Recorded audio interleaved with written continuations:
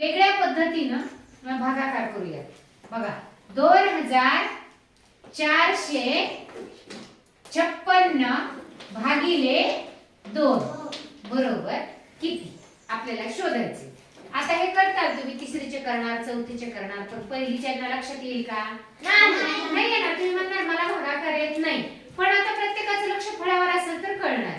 बघा मी 2 इथे किती आहे 4 5 आणि 6 असे 4 कप्पे केले। बघा आता काय करायचं, भागिले किती येतं 2 येतं।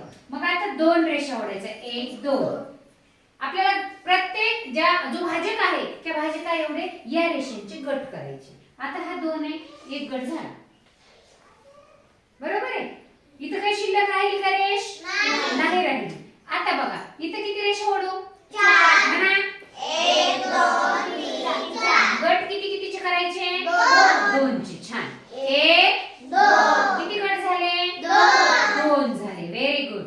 आता काही उरली का रेष? नाही। आता इथे किती रेषा ओढू? 5 1 2 3 4 5 कितीचे गट करायचे? 2 कारण भाजक लक्षात ठेवायचा।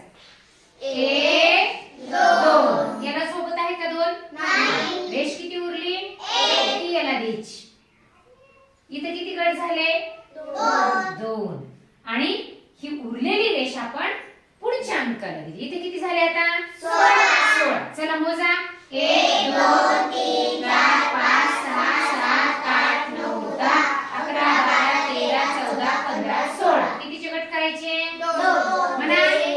1 2 3 4 आपण याचं करू परत 5 6 7 किती गट झाले?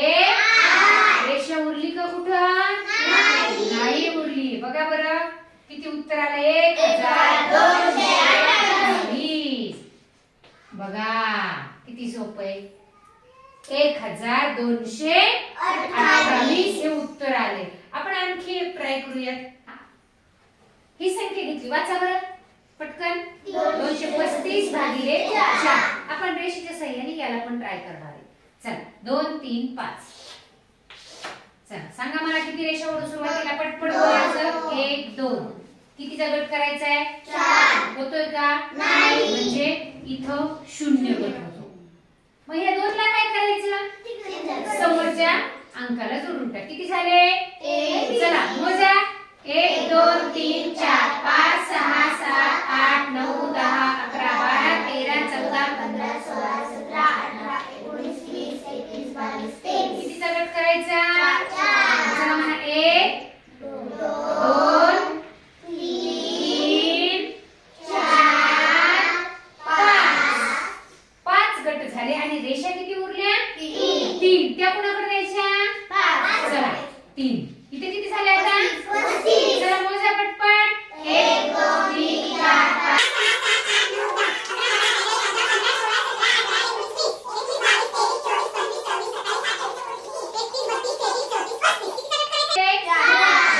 चला मोजा। 1 2 3 4 5 6 7 8 आता होतोय? नाही। 8 कोण म्हटलं ना? 8च झाले। उरलेल्या रेषा किती? 3 उरली म्हणजे ही काय आहे?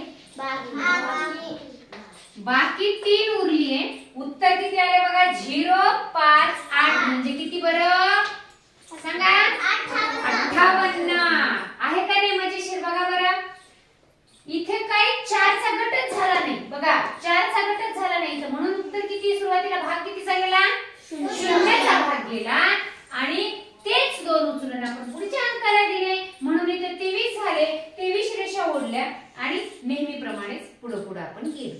बघा आहे की नाही गंमत? म्हणजे कोणताच भागाकार असा नाही की तो यानं पण येत नाही। म्हणजे रेषा ओढून सुद्धा भागाकार तुम्हाला पहिलीचे विद्यार्थी पण करू शकतात अतिशय छान आणि छान आनंददायी पद्धतीने। काय वाटलं याच्यामध्ये अवघड तुम्हाला?